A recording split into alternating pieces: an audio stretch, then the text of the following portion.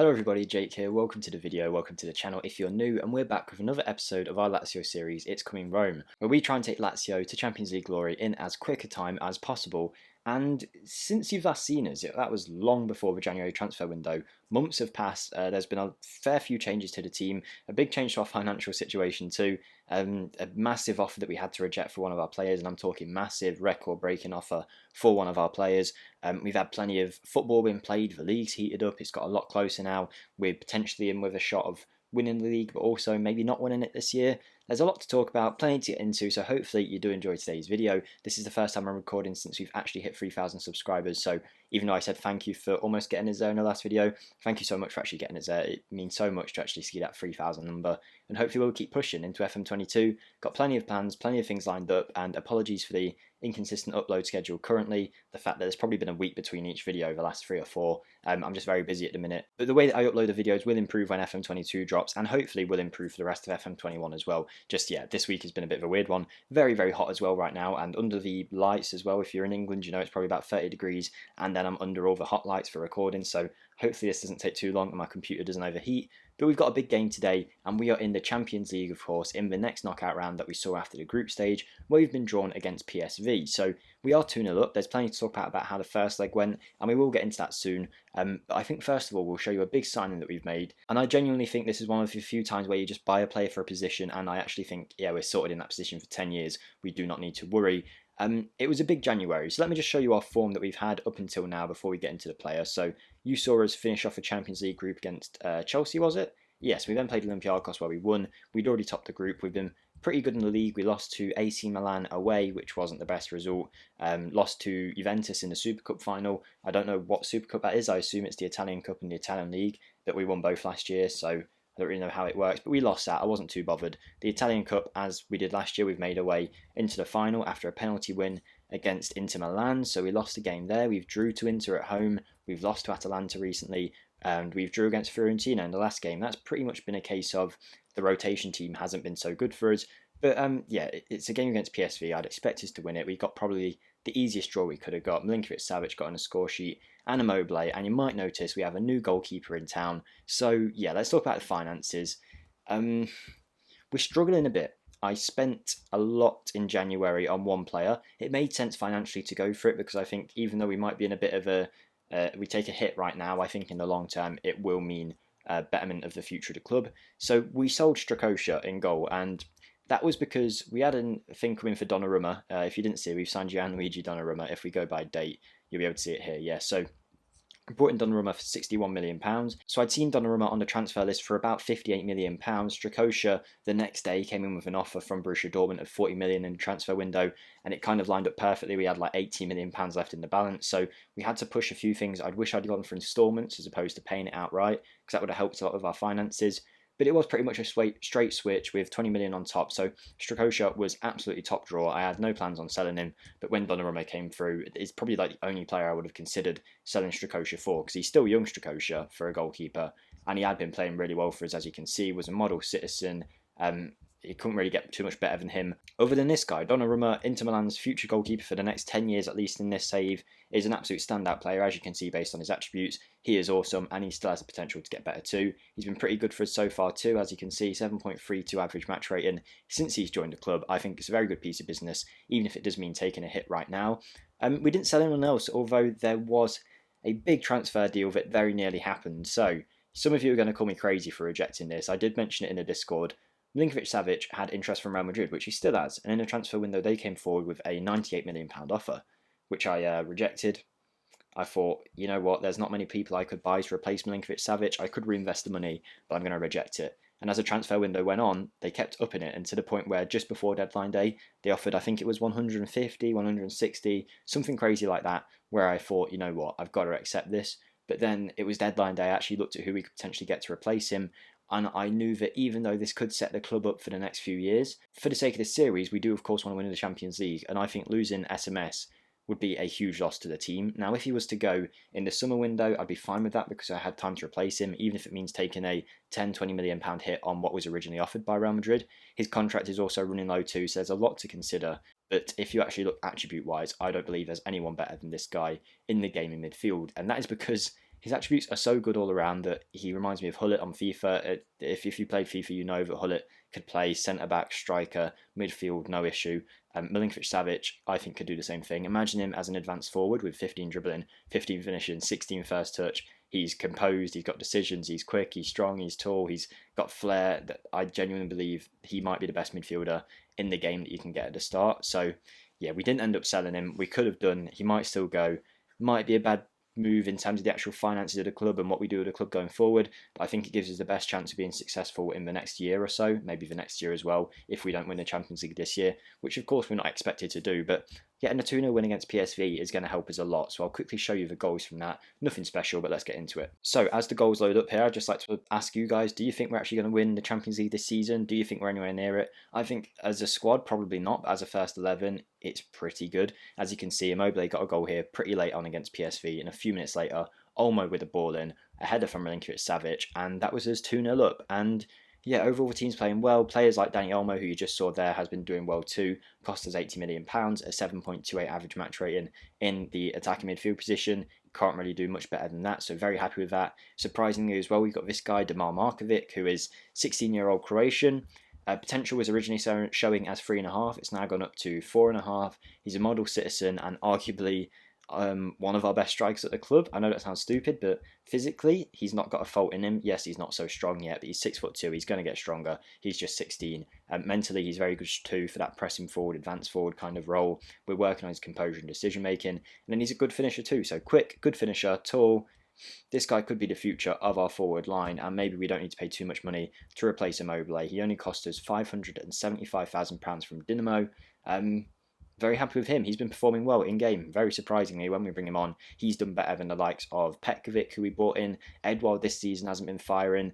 He's not done better than Immobile, but Immobile hasn't been up to his usual levels, to be honest. He's just hit 20 goals, which is good, but you know, compared to last season, I know in the league it looks like he's nearly there, and he has apparently played better in average match rating. Maybe I'm being stupid, but he scored 35 goals in all competitions last season in only 10 more games than what he's played so far, and he's only on 20 goals. So yeah, I can definitely notice a difference.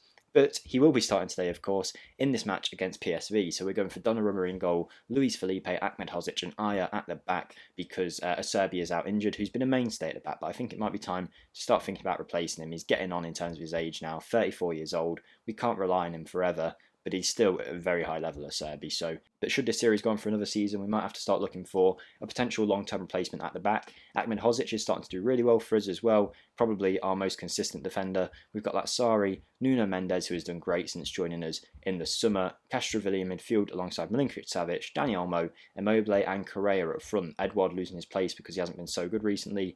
Tonali a bit tired, so he's not starting, just coming back from injury. So let's get into the match. Hopefully we get the win. Again, a massive thank you for getting us to 3,000 subscribers, and thank you as well to Harsh Patel, who was the first donator to the channel. It's not something I expect any of you guys to do. It's just there's a link down below if you want to. The website's called Buy Me a Coffee, but you're not really buying me a coffee. You're donating towards equipment for the channel. I don't need the money, but if you want to show your support in that kind of way, feel free to. It's something that I'll look to improve in the future anyway, but these kind of funds will help towards it. I know a lot of creators do Patreons and stuff, but I don't want any kind of subscription really. I don't expect money from any of you guys. I do it for the fun of it, but yeah, just had to say thank you to Harsh for being the first donator to the channel because it is nice to see. It did mean a lot. So let's get straight into the game. And yeah, let's get this win. Okay, we are off here with our game in Italy, and it looks like there's been snow all over the pitch in this Champions League tie, and straight away we have a highlight for PSV. Hopefully we can survive it, and it looks like we will. One thing that is happening at the club at the minute is Anthony Robinson, the on-loan left-back from Fulham. Oh, are we about to have a chance here? Immobile's picked up on a dodgy ball. Maybe the weather conditions have affected something here. Castrovilli out to Lazio. Can we finish the game off with a quick goal?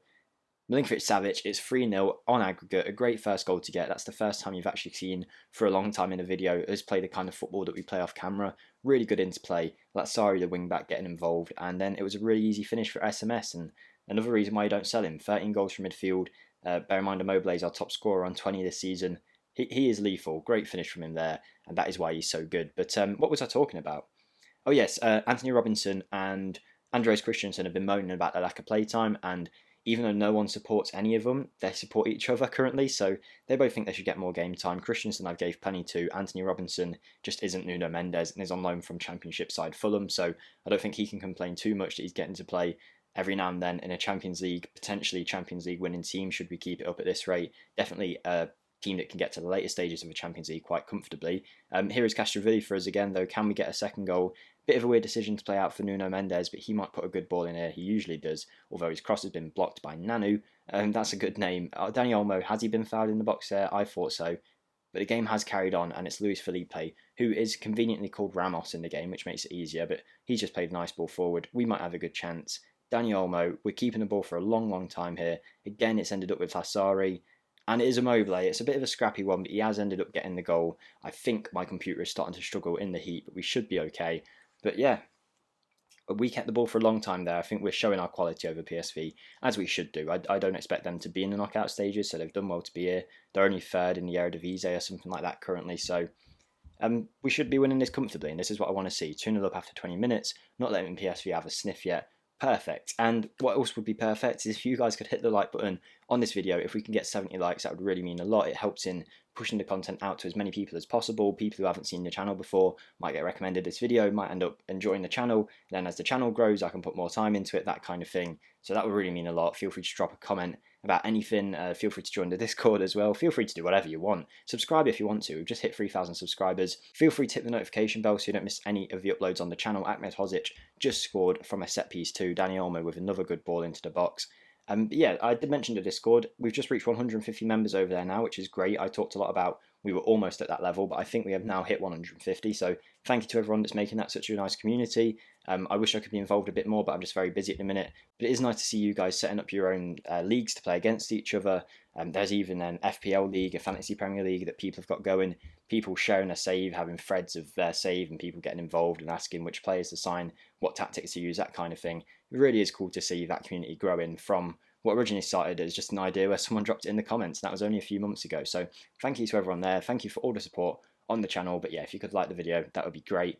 And I think we're playing very well. I think we deserve a like. I mean, we're 3-0 up, cruising, just gone past half time. We'll probably make some changes soon to protect the more important players in the team and give some of the players that might not get as much of a chance in this Champions League run another go. But Correa, who has been really good in terms of his pace going for, what a goal that is by Correa. 14th goal of his season. I was going to say he looks really good considering he's not the world's quickest. He's not slow, but he's like 15, 16 acceleration, something like that. He is really quick on the ball. I think it's because his dribbling is at like 19, but he looks way quicker than anyone else at that usual pace level. Great finish from him. Up front with Immobile today, they've both done quite well, both getting goals. And this has been a comfortable match as you're really going to get. 60 minutes on the clock. It will be about time to take some of the more important players off, so I think we should probably do that now. Who have we got who we can possibly get off the pitch? I think Nuno Mendes is someone that I always want to protect, so he can come off for Dumfries, who, even though he can't play the position, I'm sure he'll be fine at left wing back. We're cruising. I believe this is his old club too, right, PSV? Yeah, I think so. Let's get him on against his old club. SMS is tired too, so we're going to bring him off for Menino, and then let's shut up Christensen's whining and bring him on at the back. Instead, actually no, we're not going to reward whining. We're not going to reward it. We'll bring on Paolo Gossi, the young player that we got on a free from Juventus.